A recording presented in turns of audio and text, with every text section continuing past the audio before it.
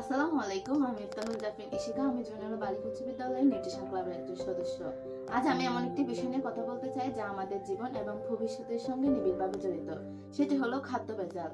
খাদ্য আমাদের জীবনের মূল ভিত্তি, অথচ এই খাদ্য যখন ভেজালে ভরপুর হয় তখন এটি আশীর্বাদ থেকে অভিশাপে পরিণত হয়। আমরা যারা নতুন প্রজন্মের প্রতীক, তাদের জন্য বিশুদ্ধ খাদ্য কতটা গুরুত্বপূর্ণ তা নতুন করে বলার প্রয়োজন নেই। ভেজাল মিশ্রিত খাদ্য শুধুমাত্র আমাদের শরীরকে নয়, বরং আমাদের মন ও মেধাকেও ধ্বংস করে দিতে পারে। এটি নানা রকম রোগ বালাই, যেমন পেটের সমস্যা, কিডনি, লিভার, এমনকি ক্যান্সারের মতো প্রাণঘাতী রোগের ঝুঁকি বাড়িয়ে দেয়।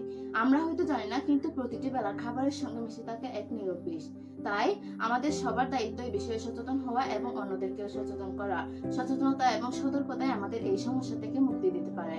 আমরা যদি সকলে মিলে একসঙ্গে ভেজাল প্রতিরোধে কাজ করি, তাহলে একটি সুস্থ ও সুন্দর ভবিষ্যৎ গড়ে তোলা সম্ভব হবে। ধন্যবাদ সবাইকে। আসসালামু আলাইকুম।